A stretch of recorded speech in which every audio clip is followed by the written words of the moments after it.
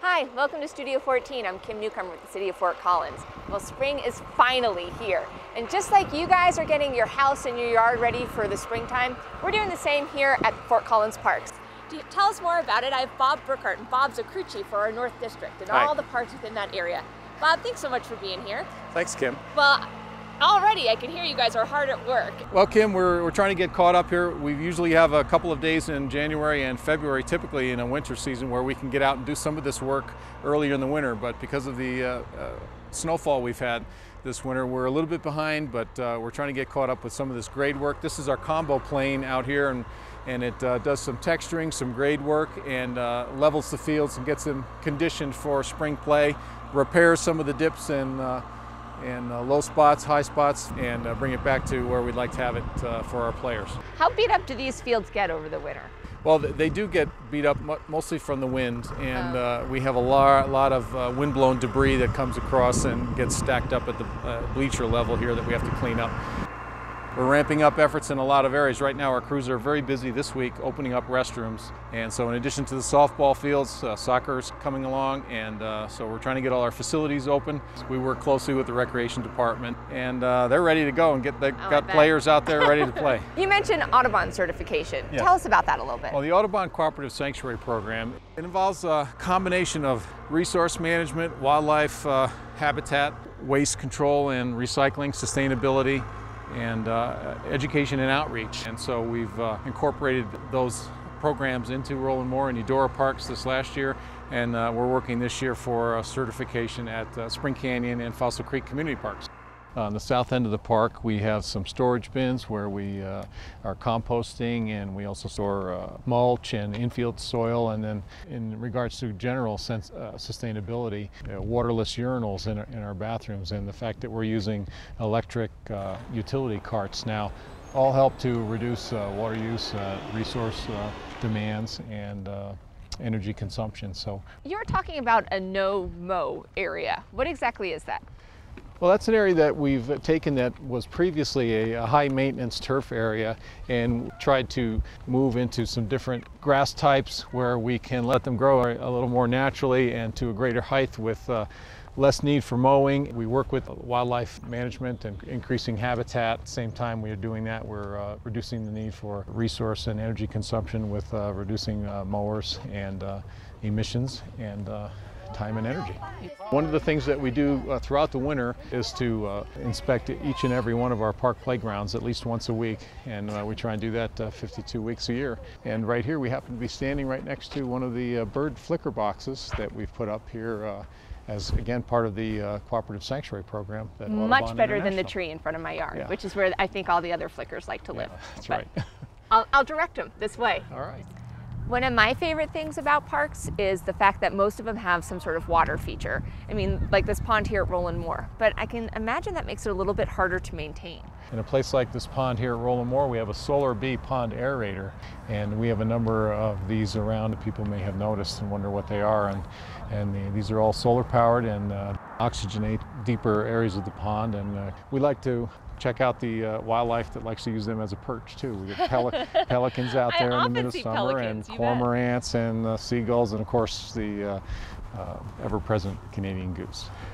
We have a lot of great park users. The challenge for me is really, I feel like we work really hard to keep a very good park system across the board, and you have those ones or twos that don't respect aren't the playing park. by the rules, Yeah. and it makes it harder the for vandalism, everybody else. the graffiti, and that's difficult for me.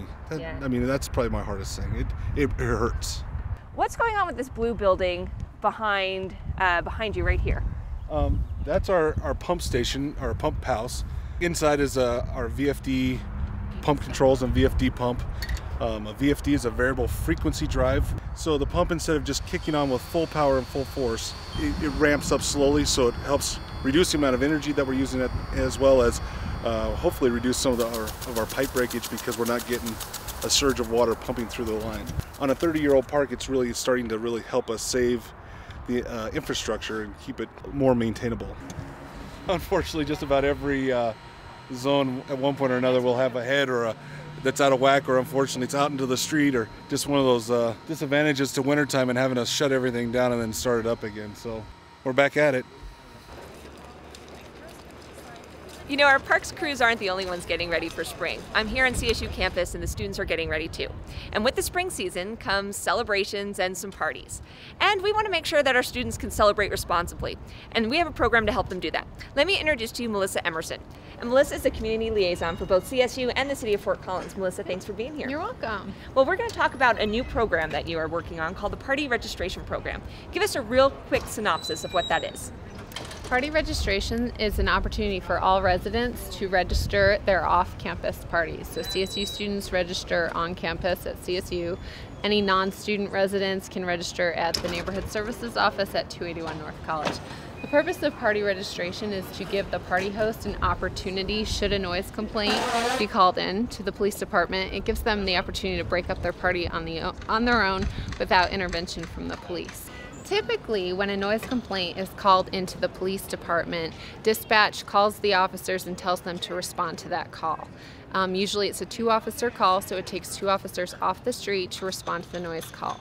When they get there, if they determine that it's unreasonable noise, then typically they write a citation, which is up to a $1,000 fine in a criminal misdemeanor. Wow, $1,000, that's not messing around. It's steep, it's steep. Also, if they're a CSU student, the conduct office is notified, and they request that the student either attend a disciplinary hearing or attend a noise class. So again, it prevents them from having intervention too from the university. Have you ever registered a party with us before? No, I just heard it. Okay, the first thing I'm going to do is ask to see your ID. We just want to make sure that you're over 18. When is the date of your party? It's next Friday, so I think that's the 2nd of April. Yes. About how many people do you think will be attending your party? Like 30 to 40? 30 to 40, yes, hopefully. So when students come in to register their party, we're giving them educational materials to help them host a responsible party. Here's our party pack. It has some trash bags to help you clean up the mess so your neighbors don't get inconvenienced by that, and also your household and stuff like that. Water bottle in here for the sober hosts. It gives you neighbor notices so you can let your neighbors know that you're having a party. And here's your shirt. All right, cool. All right. Thanks a lot. Thanks, guys. Have a nice weekend. But let's say there was someone out there that was maybe trying to trick the system a little bit. And every weekend I just registered my party, and every weekend I got a warning. And I just essentially decided, hey, I'm just going to have my party until the warning comes and then move on. If someone gets a call to break up their party and they choose not to use the warning in the 20 minutes to break it up, then we will send a police officer to that house or 2 officers to that house to break up the party. If they didn't take the warning, they're most likely going to end up with a ticket. Officers are going to write notes on that ticket saying that they chose to continue to party despite the warning, and they'll likely get that full $1,000 fine. Oh, wow. And they won't be allowed to register again during the course of the academic school year. This fall, we opened it up to all residents, so not just CSU students, but anyone who wants to register their party. Funny enough, we recently had a woman who told me that she was going to be having her 60th wedding anniversary party, and she planned to register. I love that. It's great. And again, that website for more information is www.fcgov.com/neighborhood services. What if I told you the city has a program that actually helps businesses save millions of dollars and protect the environment? Well, it's true, and it's called Climatewise. And we're going to learn all about it today, not only through our Climatewise staff person, but a couple of Climatewise members as well. Let me introduce our guests. First, I'd like to welcome Amy Archer. Amy is with Linden and has been a Climatewise member through different organizations over time. Amy, thanks for being here. Thanks. Kathy Collier. Kathy is the program manager for Climatewise. Kathy, thanks for being here. Thanks. And then Jerry Becker. And Jerry is with Woodward Governor. And Jerry, you've been involved with Climatewise for a while now as well. Since 2007. 2007, great. How in the world do you actually both save money and do environmental protection and reduce greenhouse gases? Well, Climatewise is free and voluntary, and quite a few organizations participate in Climatewise. We have more than 200 organizations, which range anywhere from the large industrial businesses to Colorado State University, HOAs, property management companies, congregations, even the one-person consulting office, in-home consulting office. And what happens when a business joins Climatewise, we send out experts to look at the operational efficiency of the organization in terms of 4 major areas. So we look at water, energy, which encompasses electricity and natural gas, transportation and waste reduction, and conservation for the business. And in so doing, the businesses can improve their bottom line as well as reduce tons of carbon dioxide. Originally, we had 13 businesses, and we're over 200 now. Wow, that's great. All right, so here's your moment of truth, folks. When you were first approached to say, hey, we want you to be a part of Climatewise, we think we can do some good things together, what was your first thought? Really? Another project, another thing on my plate? I mean, how overwhelming was it? Jerry, fess up. Did you sign on immediately, or did you take some convincing? No, I actually think I hung up on Kathy the first time. I said, yeah, okay, whatever. No, actually, between Kathy and Dennis Sumner, who's working for the city, they coerced me to go out to lunch. And I had some prompting from my management within Woodward, because we do sit on some boards here locally, and not that they carry a lot of weight with me, but they actually carry a lot of weight with me. They basically said, we're interested in Climatewise, go check it out. So we had lunch with Kathy and Dennis one day, and we were talking about it. And to be honest with you, it was more of an opportunity for me to satisfy my business needs with my boss at the time, and to satisfy the need with getting Climatewise off my books and say, okay, I'm involved. Right. So we got involved. To be honest with you, probably the best thing we've done since 2007, because of the investment opportunities and the return on investments and what we're doing for the environment. It's been quite the ride, and it's been an exciting ride. And Kathy's team that shows up on my site is phenomenal. Just a phenomenal, awesome team, and they've really helped Woodward grow, Fort Collins and Loveland-wise. But I think we're going to take this domestically with the concept, so it's really growing out for Woodward. Wow, that's great. And I want to hear a little bit more about some of the things you've done. But Amy, now here's your chance to fess up. Was it immediately, yeah, this makes sense to me, or maybe something you're looking to check off your list and then got hooked on the success of it? Definitely the latter of the two. Definitely just something that we knew we should participate in, but we didn't understand at all the scope of the project and how it would impact employees, how it would impact just our excitement with the project, and then just the people that we've met in our involvement. It's been a really cohesive group of people that really have a common theme of making their organization as energy efficient and just as green as possible. Right. But it's not overbearing, it's fun. Walk us through how this happens. You finally coerced Jerry to say yes. And then you bring your team of experts out to the site. And as you said, look at those four elements. What are you looking for?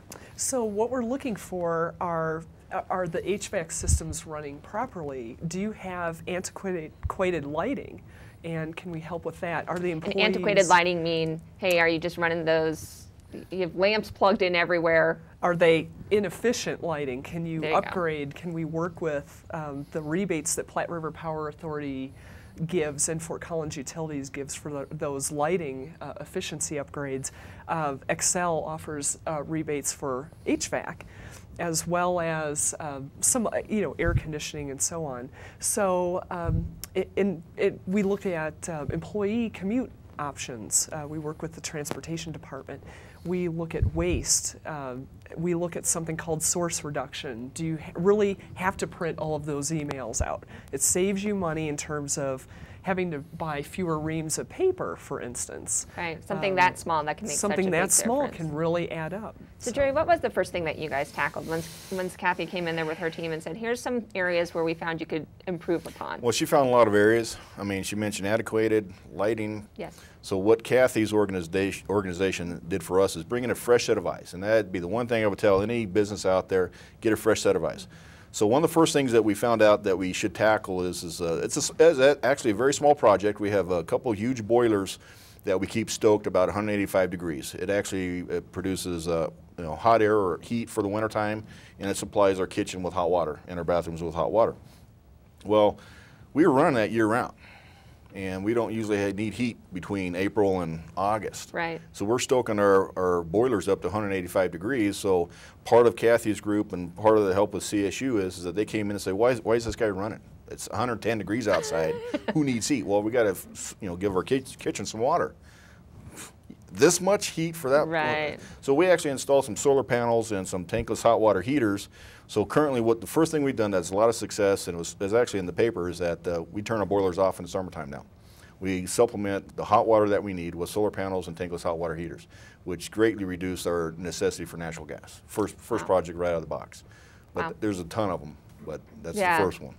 Amy, how about you? What were some of the things that you guys looked to do first? Well, I think for us, we felt so overwhelmed. I was with professional document management when I first got involved with Climatewise, and our building is an historic landmark. One thing that really took effect with us quickly was behavioral, employee behavior as far as recycling cans, just making sure that people were involved in that. But biking to work and walking to work, that was something that really took hold faster than any of the other more obvious things that needed to take place. And that's the same situation now with Linden, where I am currently. It's an old historic house, and it's great, but it's also not the most energy efficient. And it's old. I mean, those older homes, older buildings take a little bit more love. Right, exactly. to get them to operate more efficiently. So we do things that, as far as manually turning off the heater, don't letting it run consistently, just doing manual things that keep us in control of the energy that we consume. But walking to work, biking to work, that's huge in the behavioral side. I feel sometimes businesses are almost more overwhelmed with the behavior change than they are with the projects themselves. Yeah. So it's a different point of view, because it is hard to, people again get used to doing things a certain way. To get people to change their behavior is not the easiest. We do have a tiered performance system of bronze through platinum. And it was developed back late in 2005 with our partner advisory committee.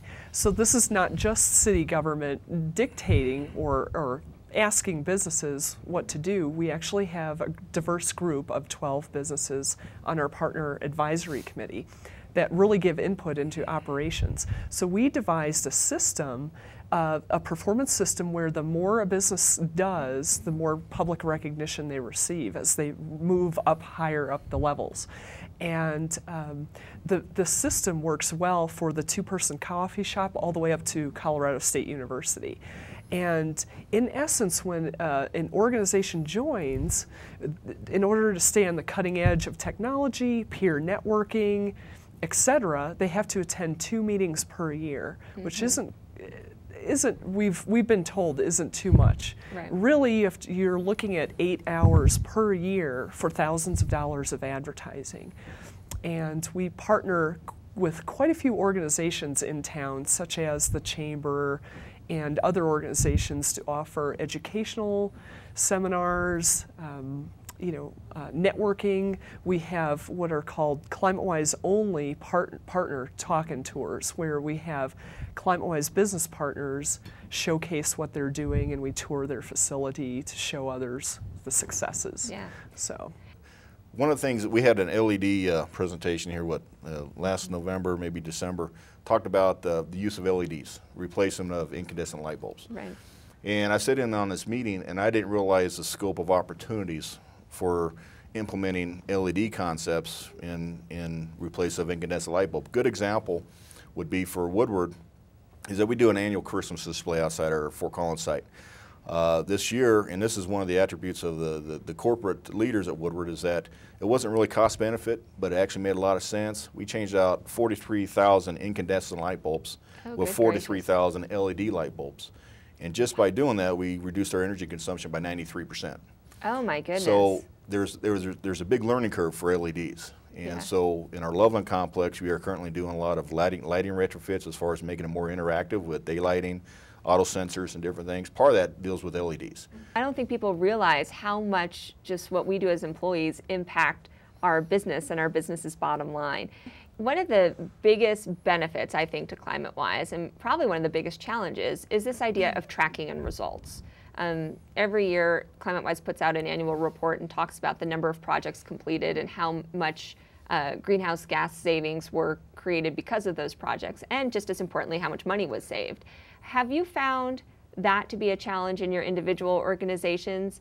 when you start keeping track of everything that you've done, like switching out light bulbs, and once you actually see it on paper, I mean, the spreadsheet may look intimidating for a moment, but then when you actually start listing it and when you can kind of calculate the savings that you're incurring, it's exciting, and you want to keep comparing year to year how you're doing. So maybe I'm just have a rosy outlook on it, but I think it's kind of fun to see and to just list all of the progress that you're making. It's been easy. These guys have been so helpful in answering questions too that it's easy. Agreed. I think one of the successes, and again it starts with Climatewise, first of all is that Climatewise taught, say, me to figure out how to do a return on investment on what I can't see. A fine example is that the Woodward sites here in Fort Collins or Loveland, last year from 2009 compared to 2007 numbers, because that's our benchmark, we've since then reduced our energy consumption by 2 million kilowatts. That actually ties into cost savings, cost avoidance. We've increased our single stream recycling by 206 tons of diverted landfill waste. Again, diverted landfill waste is important, but we're not shipping cargo containers to landfill, which costs money, which is cost avoidance. So once you start developing the matrix on how to show cost avoidance, cost savings, everybody's starting getting this, they basically just get stoked. How come we're not doing enough today? Right. How come it's not happening today? I'm like, okay, we're getting there. We're getting there. But now they're like, we got to do this. I know, but we got to get there. So it's actually, when they start seeing that, because bottom line, I'm in facilities management, and bottom line to me is the paradigm tied to facilities management is that we cost the company money. We're the guys that keep the lights on, we're the guys that keep the equipment running. We really don't build a product. Well, the paradigm shift is now we're a profit-making organization because we're putting to the bottom line. I mean, last year we equated out to about $400,000 to the bottom line for Woodward, which in a $4 million business, that's a pretty good profit. It's a big chunk of change. Okay, so that's how we're changing our paradigm, is that we're no longer just facilities. We're a profit-generating company for facilities. That's a great story and impressive results. And I know, Kathy, that as staff, you guys have worked really hard to make that tracking not only available, but easy. Exactly. We offer plenty of resources and tools for businesses to not only baseline their operations, and by what Jerry is talking about in terms of baselining, you have to enter the last 12 months of your utility bills into our tool, your airline miles, etc. And we have all of these automatic quantification measures behind all of these tools, so you can immediately see your CO2 savings, your greenhouse gas emissions savings. We try and do as many cost savings as we can for the business. They can baseline, we can help them, they can set a goal, as well as they can track all of their savings and conservation projects. So we don't have 2009 numbers yet. We will actually soon, but our 2008, all of the businesses that had tracked their savings in 2008 saved $7.2 million, wow, over 100,000 tons of carbon dioxide just during 2008.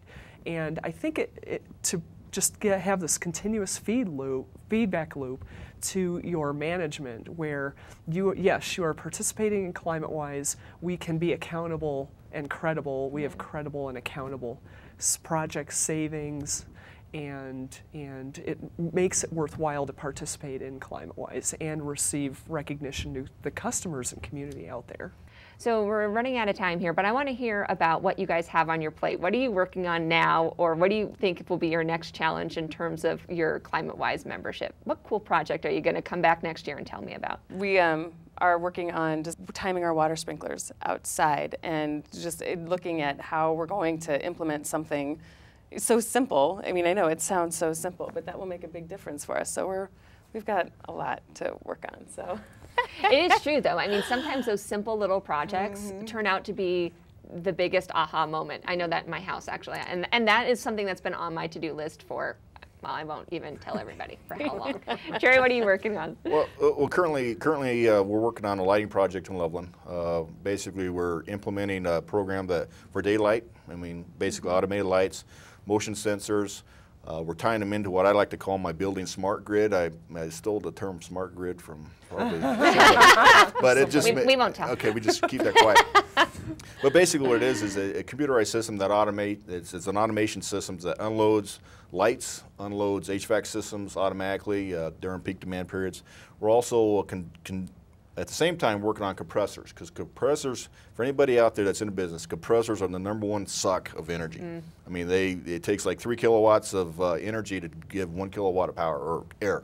So we have a lot of compressors in Loveland, so we're actually working on automating and controlling those as far as loading and unloading during non-productive times and productive times.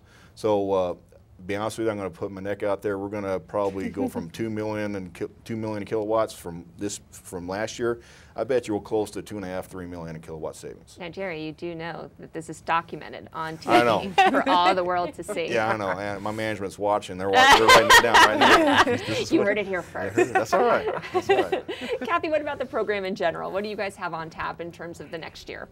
You know, we're working on implementing more tools and more seminars as we grow and expand within the community, and just supporting businesses more and more. And it's wonderful to see all of these partnerships in the community. Jerry and Amy, I want to thank you guys for being here today. And Kathy, thank you and your staff for the hard work that you do. And of course, thank you all there for watching Studio 14. We'll see you next time.